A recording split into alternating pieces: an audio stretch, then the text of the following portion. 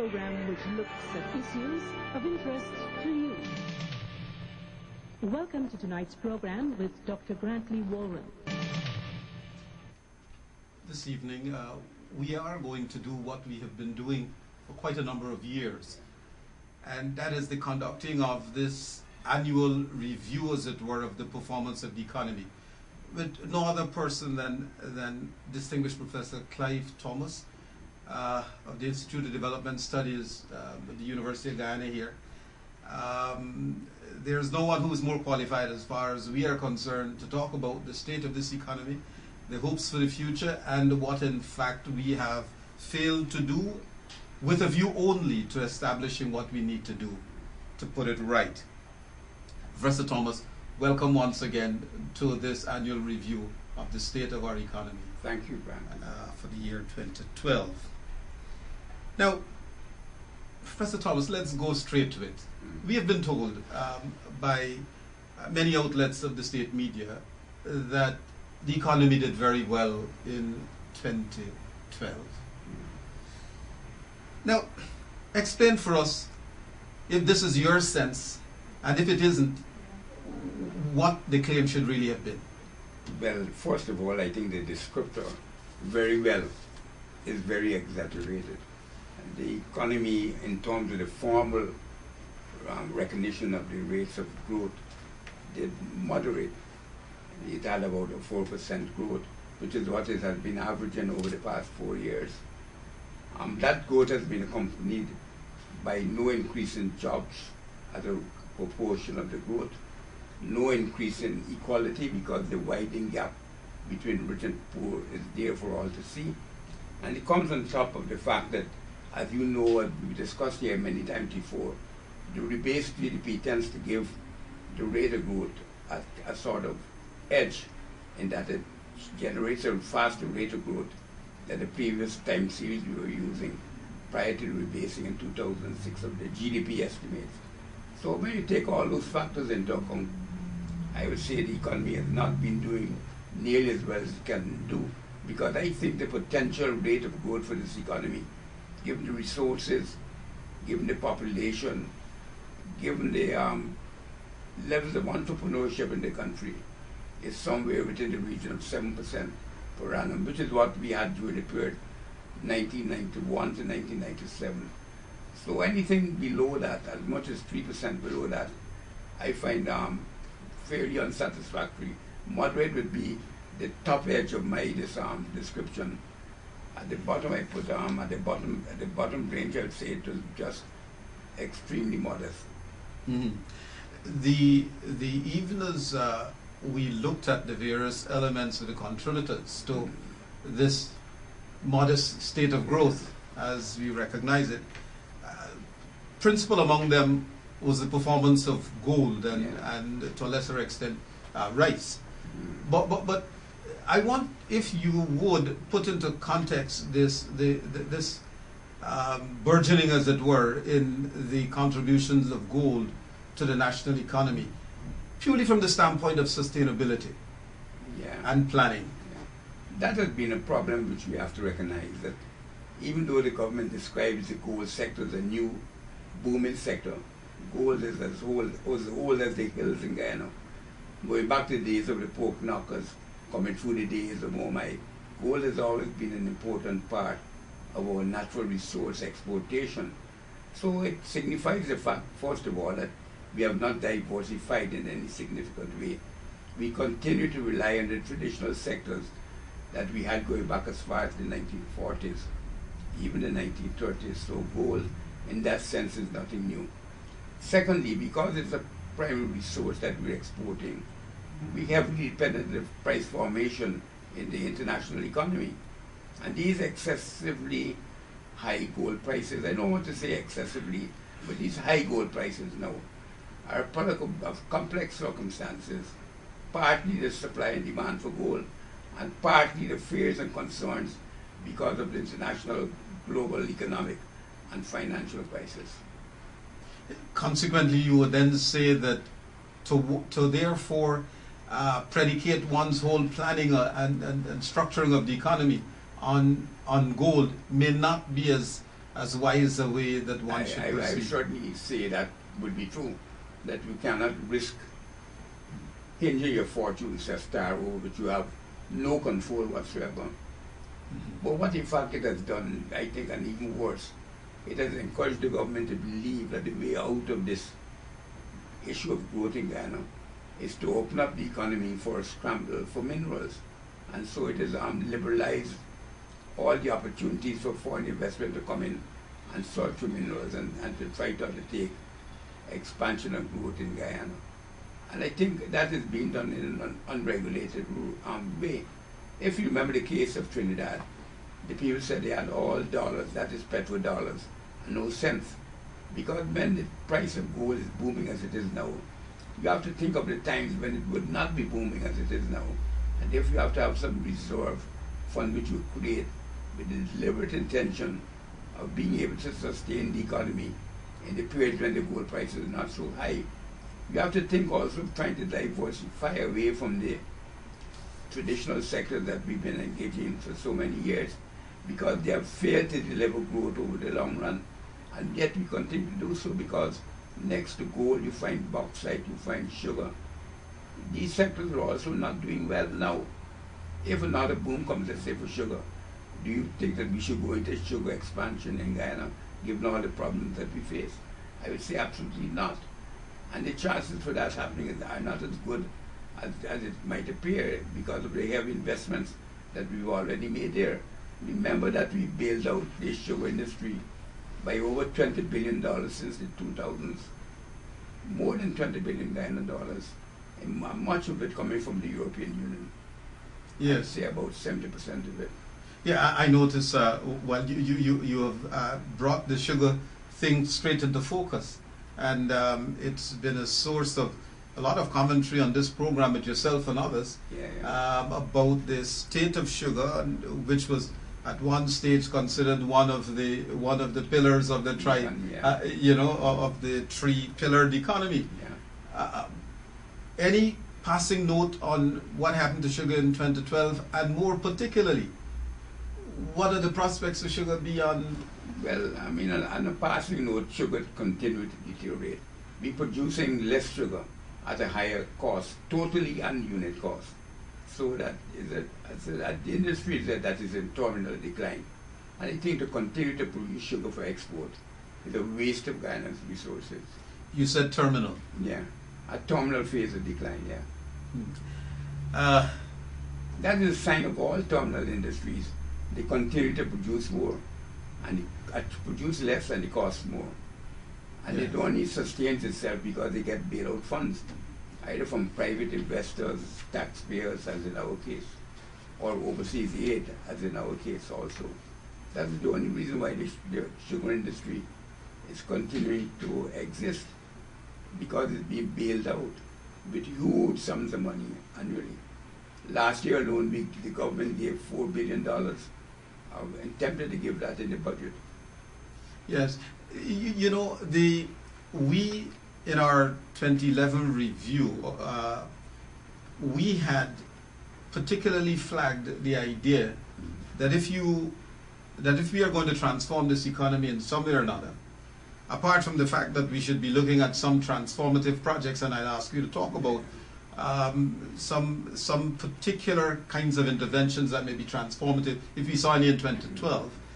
But more particularly, we talked about the ability to create greater value added in our basic primary agricultural commodities. Yeah. Yet we saw in 2012 that there was a significant decline, I think 12% or something like that for that period.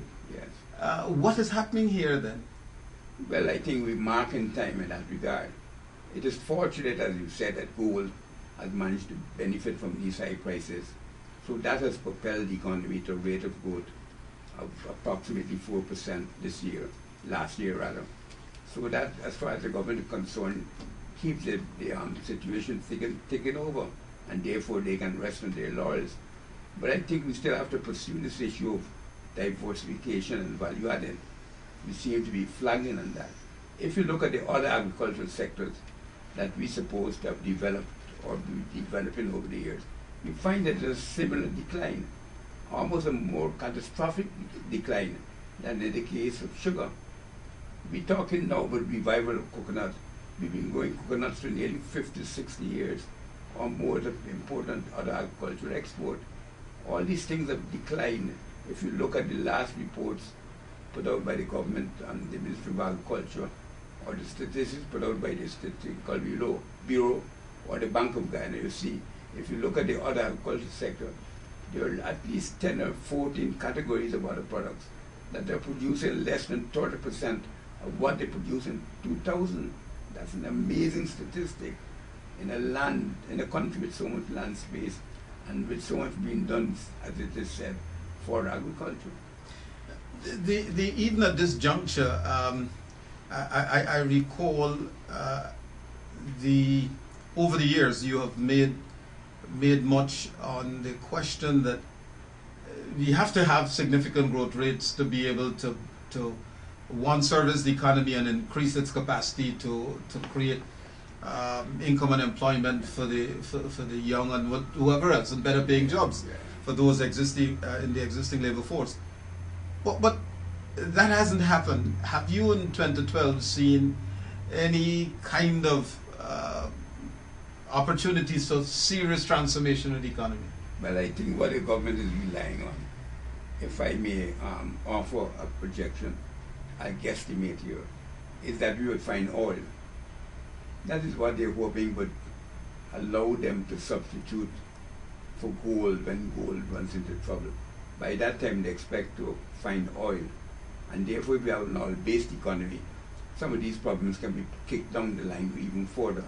We don't have to come to grips immediately with the issues of diversification, building up the capacity of the economy to generate a sustainable rate of growth on its own, and we will substitute oil for gold. That's my belief. And that is why I think that they are banking their hopes on that we will find oil. I recall that in our reviews also for a number of years, and in particular it was flagged last year, even as one was going into, this is in 2011, coming out of an election year, that we were going to have an opportunity for a review of taxes and its impact on people and businesses. In 2012, what has happened? Well, one of the remarkable things that happened after the elections was the first economic policy decision announced by the President, Mr. Ramadar, was that he would set up a tax reform committee. And to date, a year after, nothing has been done. One doesn't even know if the committee has met. And yet there are humongous tax problems to be addressed in Guyana. One of them, of course, is the VAT and the implications of the VAT. Another is the extensive and systematic tax evasion that takes place by all businesses, in almost all businesses in the economy. The third is the large numbers of firms and friends and counterparts of the government that get tax expenditures allotted to them by way of bailouts, by way of tax write-offs, by the way of tax exemptions, for which really the people of Guyana are paying. So this means that the tax structure is very inequitable. It creates a disincentive to initiative, therefore to work, to every single thing. And it encourages stealing and thieving and evasion, which means that there's a sort of a four-way syndrome of illegality running through the entire economy, given the nature of the tax system that we have. The transfers from offshore, whether residents or other, in particular offshore residents, seem to have played a significant part in this economy over the years. Yeah. In 2012, is there any sense that... Yeah, that is continuing, but you remember what I mentioned to you the last time. We have had a rate of growth of remittance inflows in some of the periods for which it is measurement, at least up to 2009, of about 40% per annum. Now I cannot believe, given the fact that we have a recession in North America and Europe and the rest of the Caribbean, that could be generated from the diaspora that lives in those countries, the Guyanese diaspora. So I have developed the thesis that a lot of those remittances really reflect the workings of the underground economy. They really transfers to meet people who are involved in all sorts of criminal activities and the exploitation of products or services based on crime to North America and Europe.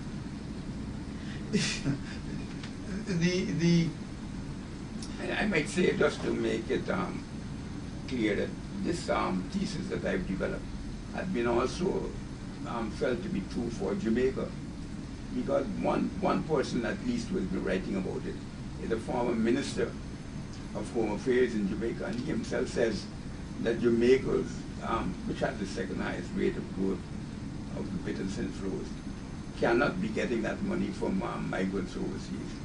It has to come from some organized criminal activity, because nothing could generate a rate of growth at that high.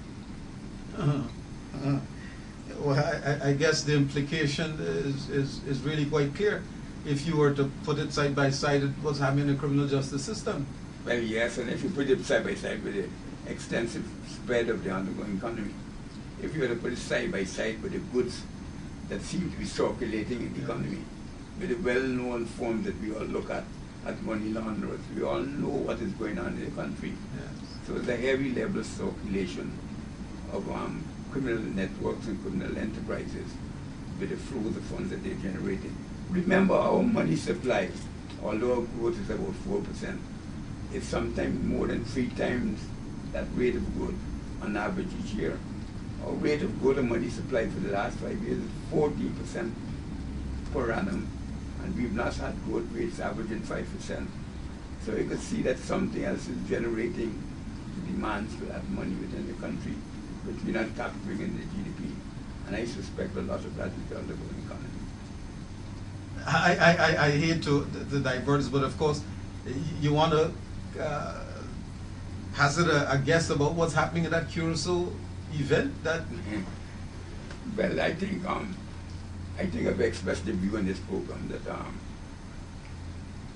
in the networks that exist, my information is that one of the main buyers of our smuggled minerals, particularly gold, is China. And that these purchases are made out of neighboring countries. And the persons who deal with them are happy to deal with them because they're not bandits in the normal sense of bandits. They're state bandits, not private bandits. So they don't bring with them the sort of the vengeance and the brutality and violence and the treachery that is involved with some private dealers in this area. So they're happy to deal with contacts to a state which will put some limits on the extent to which deception and fraud takes place against the persons who are engaged in selling through those markets. That is what I understand to be the case. So while China gives with the one hand, it takes back with the other.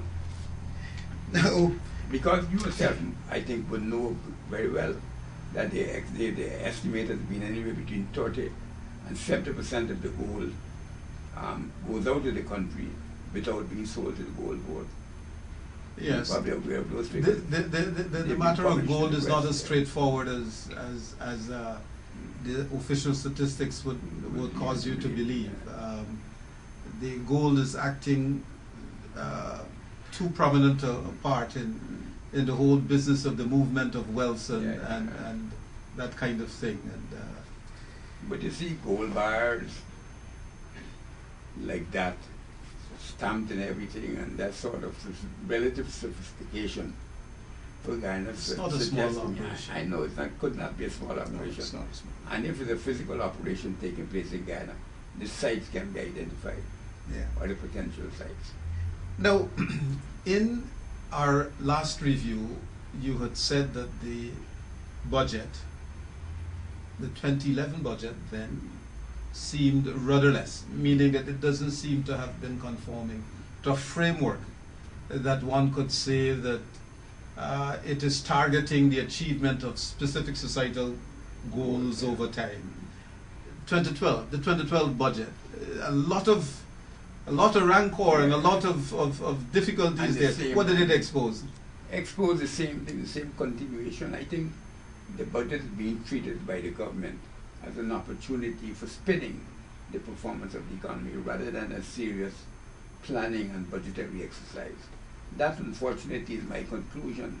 So they never take the budget as seriously, other than the political occasion it creates for spinning the government's successes, as we take it in terms of the process of creating a set of plans for the forward development and movement of the Guyana economy. That is my reluctant conclusion. Somewhere or the other, there is the sense that even as the budget seems to have, say, not been operating within a certain framework.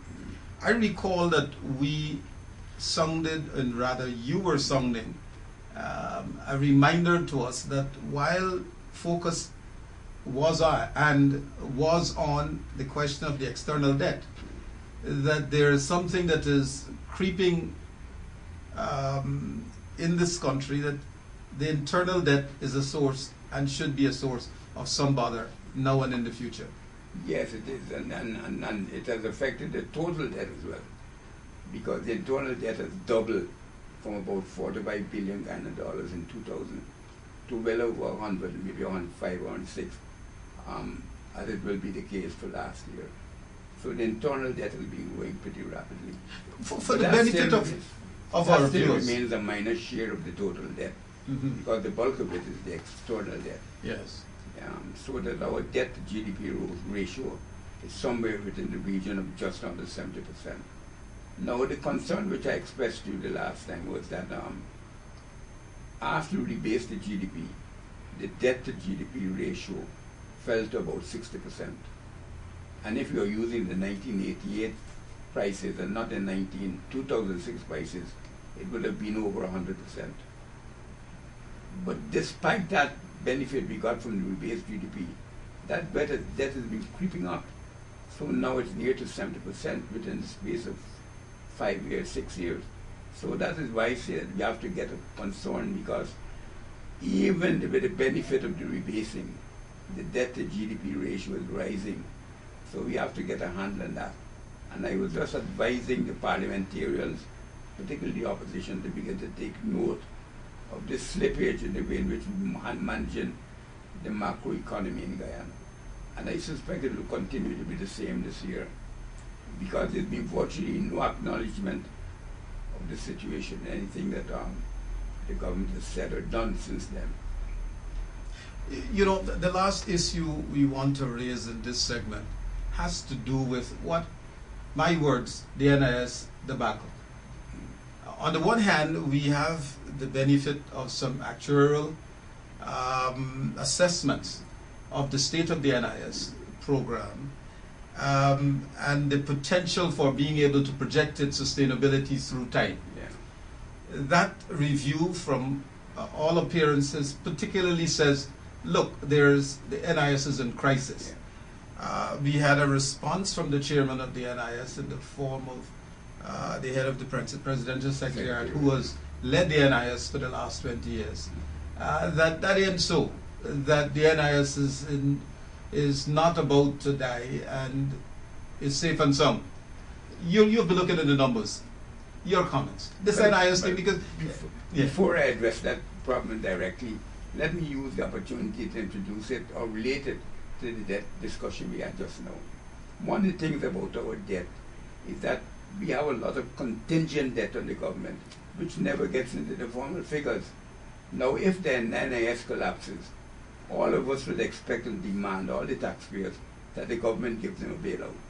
So that's another potential source of debt increase, even though you might say that formally that is not part of the national debt. It's like if, for example, the commercial banks were to run into a problem, the government be forced to step in and say that we will guarantee deposits of persons because they could not allow the economy to collapse, which means that all that debt that is presumably owed to private persons becomes a public debt.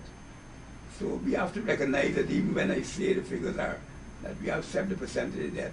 We are underestimating large sections of the debt, which are implicitly guaranteed by the government, even though there is no formal legal guarantee that has been written in that regard. So we have to also cater for that. And as we saw in Ireland, that's what happened in Ireland. That was a steady economy in Europe, if you remember. Then the banks went down. Yes. And all the banks' debt was transferred to the government. Yes. And then immediately the government was in a sovereign debt crisis because they could not cope with all those liabilities, although they had to guarantee them. The thing is, at the level of the individuals, in a country where, as we admitted in the first part of this program, that there seems to have been, side by side with clear signs of ostensible wealth creation, we have a lot of destitution at play. More and more people in the streets, homeless, etc., etc. This is, and there seems to be slippages of people in a general sense. They can't manage any longer. The NIS is a source of last resort, a safety net. That is what it is. Yeah, for many people. So that this crisis, in addition to the debt problem, which I tried to interview there, is also a very important one because it is part of the welfare underpinning, the safety net, as you said, underpinning for the broad mass of Guyanese. And if that goes on, they're in serious trouble. But I had written some articles advocating the view before the elections, and in fact wrote an election special on it in the established news, calling for reform of the NIS to make it a genuine social security system where both the private and the public sector join together to give general insurance, not only to some portions, but to all portions in Guyana, to all income levels, somewhat like the social security system in the United States, where we begin to try to move in the direction of providing some sort of guarantees for people over periods of significant temporary unemployment. That means a reconceptualization of the scheme from the limited role it's playing now, and allowing for investments in diverse capacities and allowing for control of the investment decisions by private and public partnership, but not being forced to take on the investment priorities of the government, as in the case, let's say, of the Demar or the Bobby's Bridge and that type of thing, where you feel obligated to divert the funds to projects that the government considers to be important, maybe the merit or whatever is coming. I tell you what, we will take a short break at this time, and when we return, we are going to look at perhaps one of the most momentous events consequential to the 2011 elections, and that is this new dispensation and the way it has played out in socio-political and clearly economic terms, and its portent for what happens during 2013. We'll take a break at this time.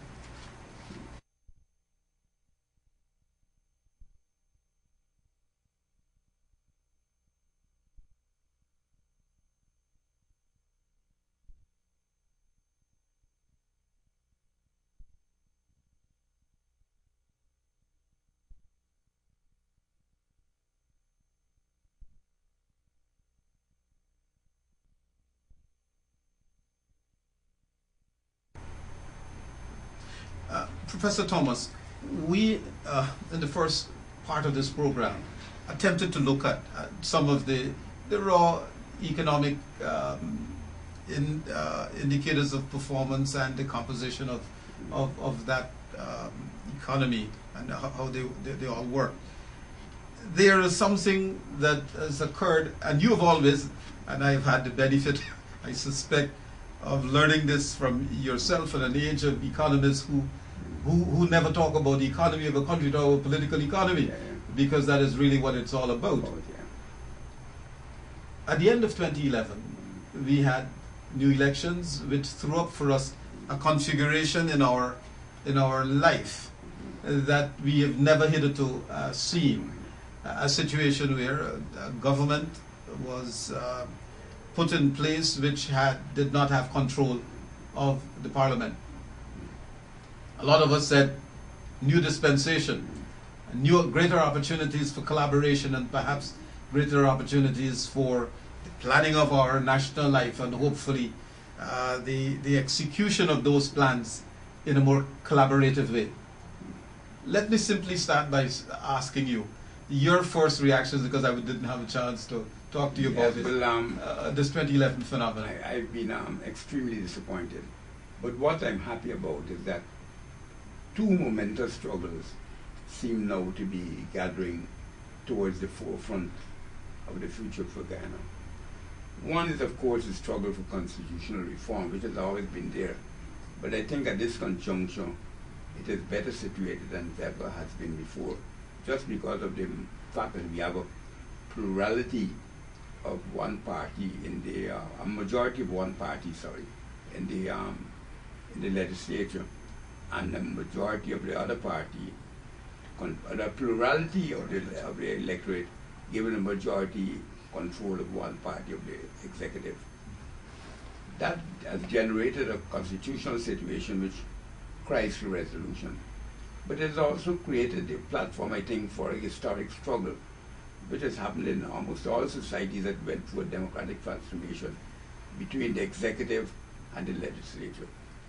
And that struggle is being played out, I think, in two important ways. One is that the one that I've been particularly interested in, the struggle to control the financial management of the state. There's a deep elemental struggle that we're engaged in. So the struggles to bring NISIL, to bring the lotto funds and all these things under control of the state is not a trivialized struggle based only on the reputations of the persons involved in their diversion of funds. It is a fight to control through the people the financial provenance and the financial operations of this state apparatus that we have. And that has been thwarted in every single imaginable way that you can imagine.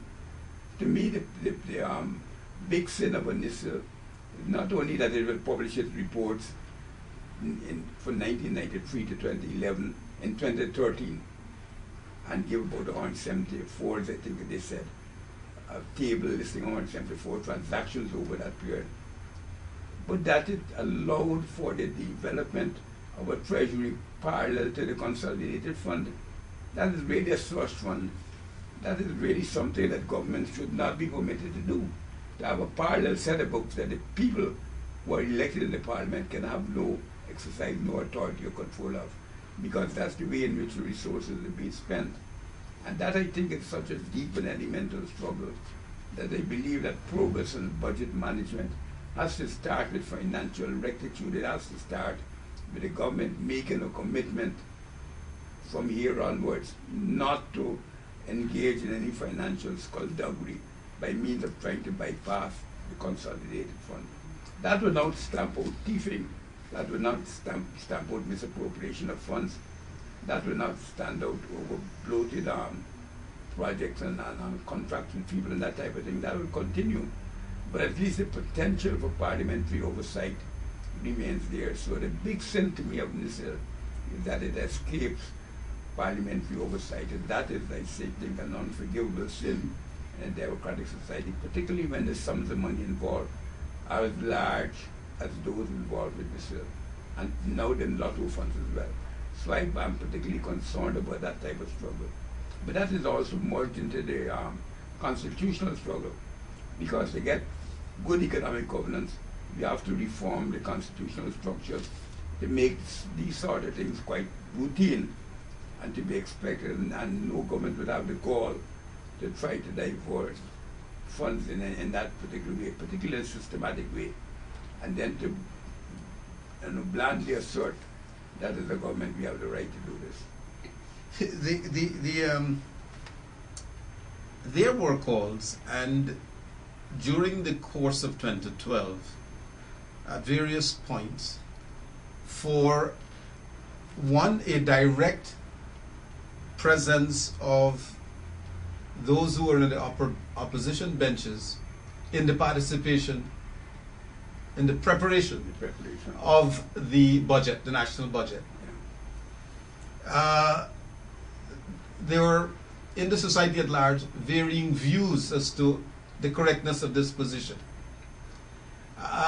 Some, of course, have claimed that budgets are essentially a governmental responsibility, and that the opposition should simply be there to help ensure that there's some rectitude in one, what comes up and how the government plans to spend, the priorities, and how in fact things are spent. Neither happened. Yeah. Not only did the government not allow participation by the opposition, but if papers 1 and 2 are to be taken as evidence of the way things are going, it appears as if that, and what has subsequently transpired, that the government, notwithstanding the opposition's right not to agree, has willy-nilly, well, I shouldn't say what it's willy-nilly, rather, has simply accessed those funds, and the same opposition voted to allow the government to continue with that. Your comments on all of this? I find that extremely contradictory. You see, I think to some extent, any call for participation in the preparation of the budget, or at this stage, is a non-call, because the budget has to be out in a matter of weeks. And you start preparing the next year's budget from the day you pass the current one. So that is a long time in preparation. So as far as I'm concerned, this is a part of the PR exercise, which I told you I think is what the government sees the budget process as being. So they call in late enough, and then they say they consult with different groups to give this sense of some blessing so as to minimize criticism and objection to things that are being done. I feel the way in which the opposition should approach this matter is that if their agencies, but this may call for a level of cooperation among them that does not exist, if their agencies that they feel that are non-functioning, I can think of several, like NCN, I think they should demand a social and cultural audit of NCN before they vote them 1 cent. I think they should play brinkmanship with the government, refuse to give them any money, put it in the public that we are not going to allow these funds to be spent until we are sure that there's some professional appraisal of the social and cultural functioning of this institution, because that is what it primarily is. It is not a money-making institution per se. It is an institution designed to pursue the cultural and social welfare of Guyana. For example, things like in the mineral sector, as I told you before, the GGMC should be subject to institutional audit. It's been around too long for it not to be subject to that sort of institutional renewal as a condition for the continuation as an independent agency. Gaisuko, we should say we're not giving any more funds to Gaisuko, any more bailouts whatsoever, unless Gaisuko is subject to an economic and financial evaluation so as to determine that these funds will not be wasted. We're not wasting Guyana resources. I think they need to go that way because this government spends a huge proportion of the GDP, something like nearly 1/3. So the government is big and humongous. It's a big player in the economic fortunes of Guyana. And unless we make sure that that is functioning in an efficient and effective way, we are doomed to continue with disappointing rates of growth, well under potential of the economy. You know, you have indicated here that you think that these audits, economic, social, whatever audits, however construed, for whatever sets of objectives that one would like to meet, should be done, and that should be the basis on which allocations should be made to Because respective agencies. I expect the audits to give guidance as to reforms that are needed to make the institution work well. So the money is then granted on a condition these things are followed. Yeah, but the thing is that here was a case, and I know. there's a continuum here.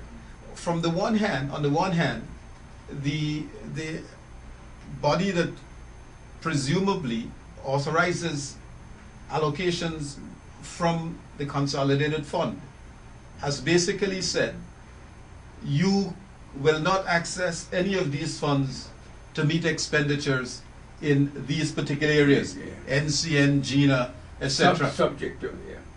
Yes, but you, okay, you're adding now subject to other These performance audits, criteria, these these audits, audits and yeah. things. But the truth is, if you have a situation where, as we have seen happen, where these expenditures were in fact committed, they were committed, period, but there is no apparent opportunity for sanction. Well, I know, but I'm saying the opportunities for sanction really lies with the officials, not the Yes. not the The ministers. elected, yes. And they have to recognize that they are the collateral that the government is putting up to be disposed of in any crisis. But I would push it to that point, so that you force the officials to make the decision. Am I going to go with this government and then go to jail, or am I going to make a stand? And then you have a genuine constitutional crisis that will require, for its resolution, rules of the game in terms of financial management that we follow hitherto. You can't play the game halfway. You can't. In fact, to play it halfway is to show weakness, because you can't refuse the funding for a particular agency, and then later on when the government comes back and say, but I don't want them to go and tell my constituents that I voted against it, so let me give them back the money. It never works. That sort of opportunism never works. No matter how hard pressed a party might be to go into that, it's a song that's death knell of its own efforts, because the government now knows where it has you over the barrel. It knows that nothing you can do now in Parliament will be effective. And that is the last impression I would have wanted to give this government. So from the very start, I felt that the opposition should have taken that stand on these financial matters. But I'd go back further and say that that is why it merges with a constitutional crisis. That from the immediacy after the elections, I would insist that the president could not form a minority government. I would have said that the demands, because we have a hybrid presidential and parliamentary system, requires that he puts a large part, or at least a part, substantial enough to reflect the voting of the ministers in the hands of the opposition parties, and to force a national government out of it. That will require some struggle in the streets, and I think that is what the person we were talking about earlier felt it should have been done then. But I think you have to decide that, or to make the political calculation that the government will not be persuaded by argument. So we have to accept that some confrontation is going to take place.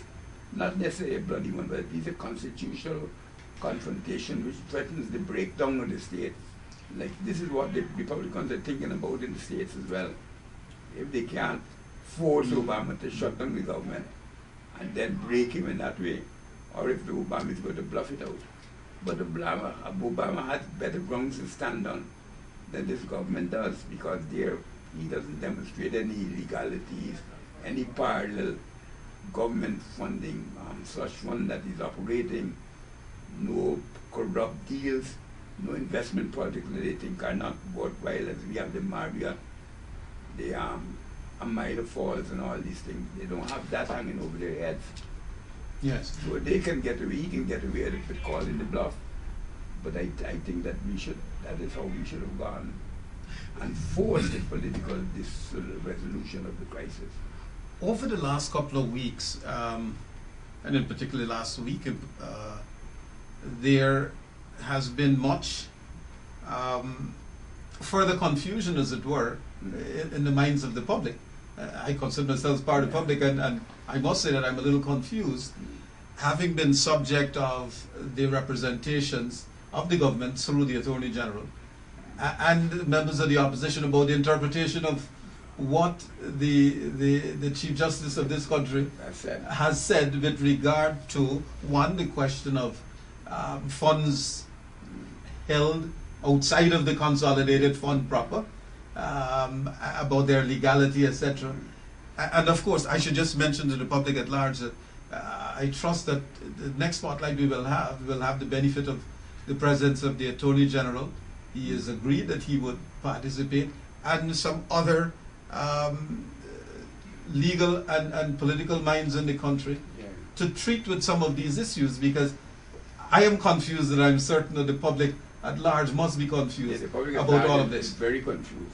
Even I myself do not know what is the actual ruling of the judges involved or the magistrates, and what is or judges or the Chief Justice, and what is in fact newspaper reporting, or what is reported speech of the participants in the case, of the legal representatives of the case. I don't know what is the truth. Yes, because on the one hand, I heard the learned Attorney General indicating on television that the lotto funds, the withholding of the lotto funds outside of the consolidated fund, was vindicated by a judicial decision. Yeah, but I've been told by the person who is a good friend of mine who carried that case, that the objections on procedural grounds, Well, the substantive matters not being decided on. that was never conveyed. But be that as it may, my solution was one that if you are going to do it, don't do it by half measures.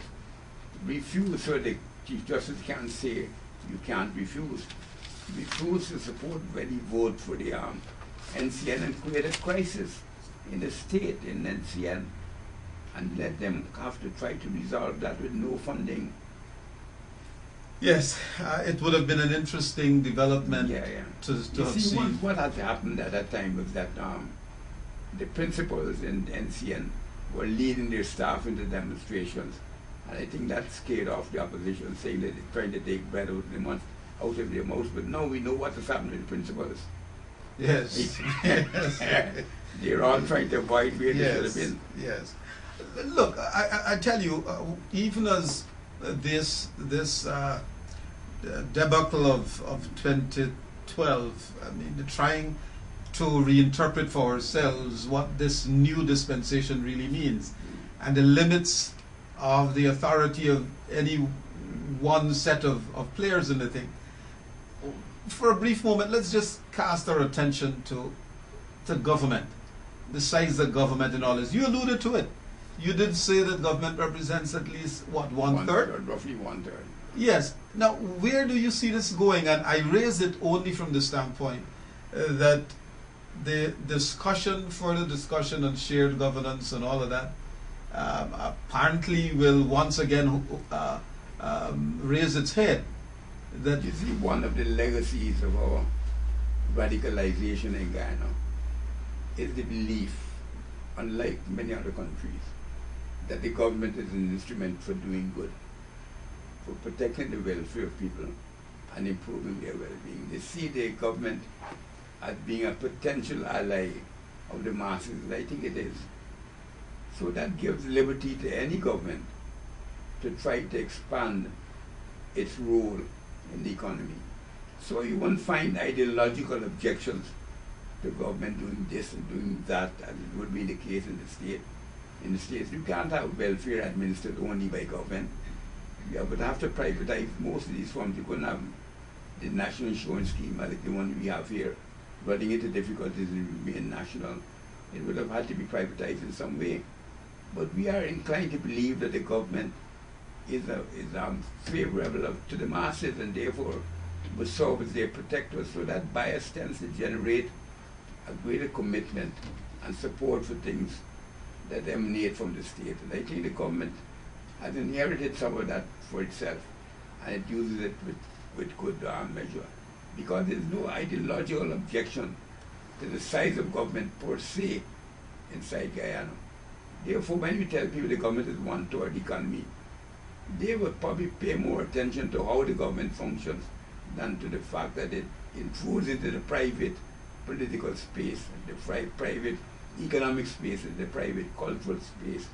They feel happy to have a minister's board or a minister of culture in some countries, that is a Nazimo.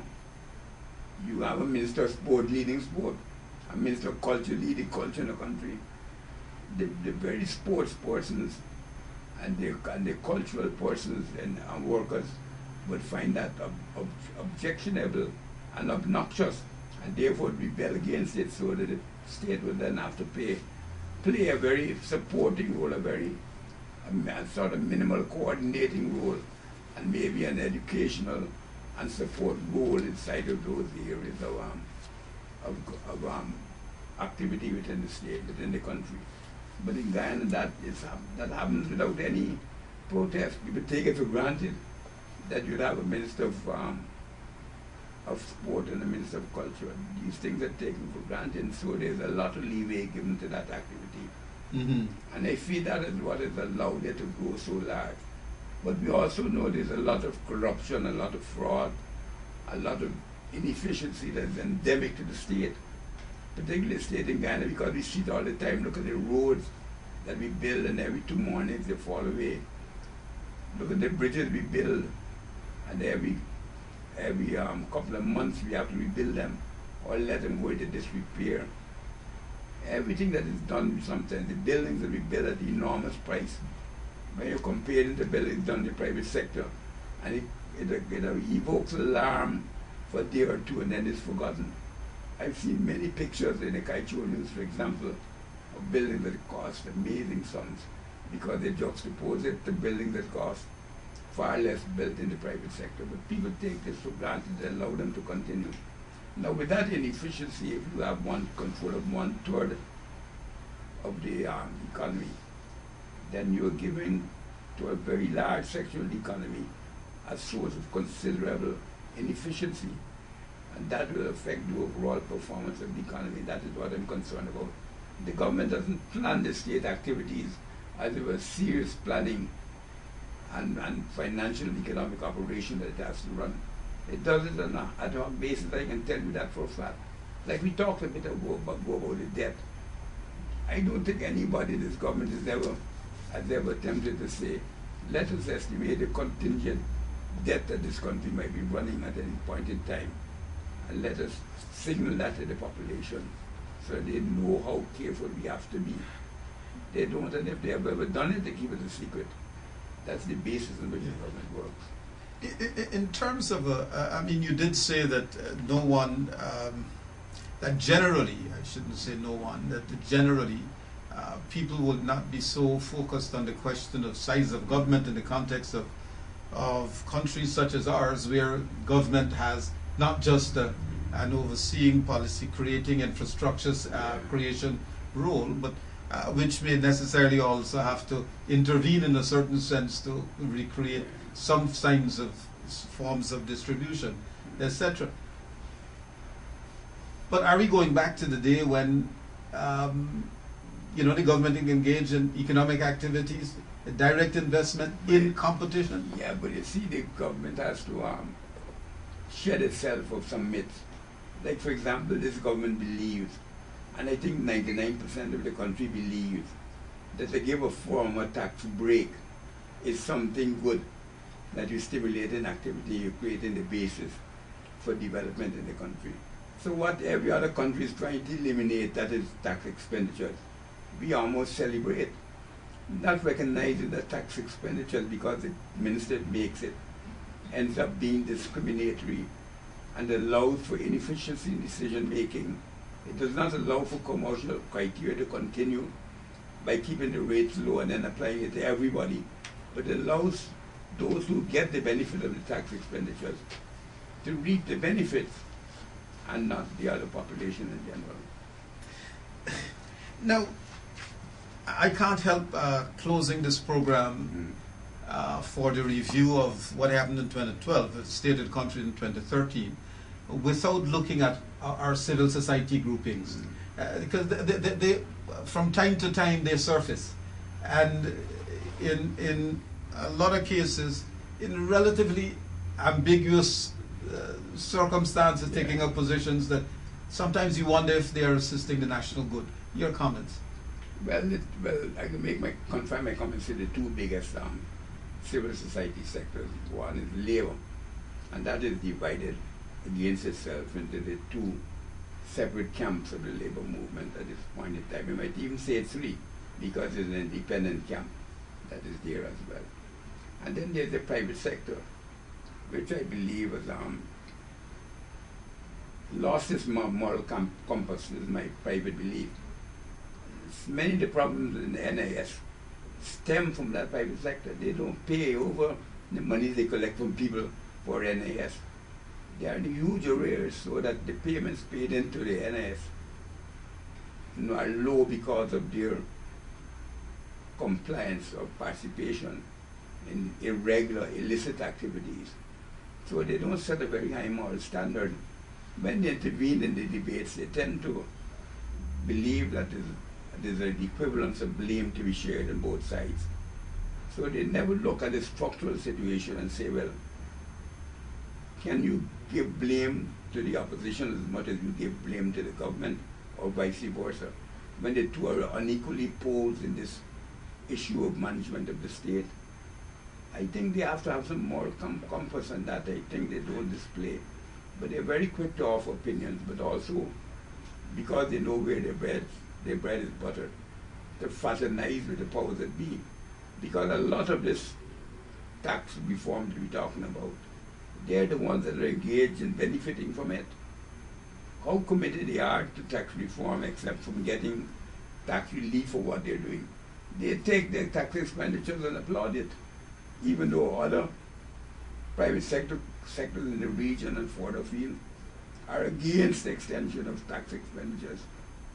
I can remember seeing one picture the day I was doing a program at this TV station, where the head of the private sector organization applauding the tax exemption this company had got for bringing in or for setting up some form to do it with something, I think to do with plastic containers. I might be wrong, but that is what they thought it was. Now, the principle of tax expenditures was right then being hotly debated in Guyana. But they just took the side that this is a benefit to me as a company. I'm going to take it and applaud it. So they don't give guidance on some of the most important issues. Mm-hmm. But I guess at some stage we are going to have a frontal discussion on the question of the threshold for investment decision making within the context of a country which may not necessarily offer the best infrastructural positions and hence, place firms operating here at a slight disadvantage, in some cases not slight, a major disadvantage to their counterparts elsewhere, and hence, of course, it's competition for the same dollar. Yeah, but the thing is that I think that the point I'm making is not to make the rates punitive so that it discourages investment, but to establish a rate where compliance by all becomes the standard aim. Once you have compliance by all, you eliminate discriminatory action or discriminatory action on the part of the minister by deciding who to give and who not to give. And when that is done, then the decisions can really be based on commercial criteria. Mm-hmm. Professor Clive Thomas, let me once again at this time thank you for participating in this series, to which many people look forward. And I need to say to you that I hope so. In as much as I press you from time to time, when it comes to this time, I'm glad that you always agree that a number of people ask me about it. And so from year to year, it is a staple for them. I guess some people wish to set their compass in a certain sense on where one perceives the economy has gone, where it is under or overperformed, and areas where we could laud ourselves and or decide that we need to take corrective action. It is evident that from this year's review that while we have in fact had the benefit of a 4% growth rate, you have been able to establish that it can't be simply read as doing very well because of the composition of that growth itself. the tenuousness of some of the areas from which the contributions have come, the fact that these instruments are necessarily outside of the control of the state apparatus, and consequently requiring a significant amount of planning and for budgetary processes to fall within the context of an agreed plan. And don't forget the inequality. Yes. And the joblessness of the world. That's correct. And the question of the treating with the obvious disparities where we have more destitution on the streets side by side with obvious signs of pervasive wealth. Yeah.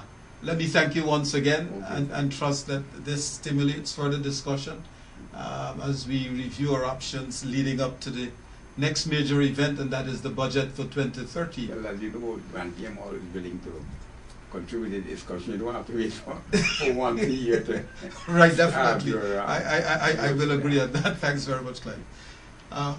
Viewers, thanks for your presence, and we will continue certainly this economic series on the budget time. Once again, thank you, Professor Thank you, Thomas, thank you. and good night.